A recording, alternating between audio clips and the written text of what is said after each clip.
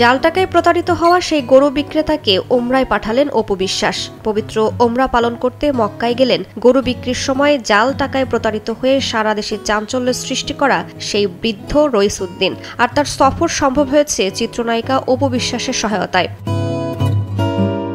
ঈদুল আজহার আগে উত্তরার দিয়াবাড়ি হাটে নিজের লালন পালন করা গরু বিক্রি করতে এসে নির্মম প্রতারণার শিকার হন নাটোরের সিংড়া উপজেলার পাকুড়িয়া গ্রামের এই বৃদ্ধ।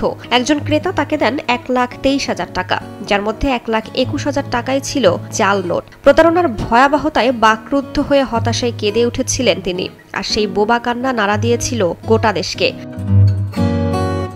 পরে বিভিন্ন সামাজিক যোগাযোগ মাধ্যম ও সংবাদ মাধ্যমে তার দুর্দশার খবর ছড়িয়ে পড়লে নানা দিক থেকে আসে সহায়তার হাত। এ সময় মানবিক উদ্যোগের অংশ হিসেবে চিত্রনায়িকা অপু বিশ্বাস রইসুদ্দিনের সঙ্গে যোগাযোগ করেন, তাকে ওমরা পালনে সহায়তা করার ঘোষণা দেন।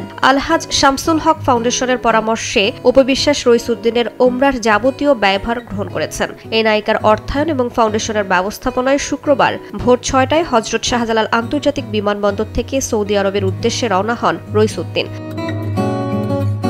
রওনা হওয়ার আগে রইসুদ্দিন বলেন, অভিনেত্রী অপু বিশ্বাস আমাকে ওমরা করাচ্ছেন। তিনি কথা রেখেছেন, আমি যাচ্ছি পবিত্র ওমরা করতে। এ বিষয়ে অপু বিশ্বাস বলেন, তিনি আমার বাবার বয়সী, আর যদি আমি তার নিজের মেয়ে হতাম তাহলে হয়তো এমনটিই করতাম। আমি চাই উনি আমার সন্তান ও পরিবারের জন্য দোয়া করুন। তাকে ওমরা পালনে পাঠাতে পেরে নিজেকে ধন্য মনে করছি।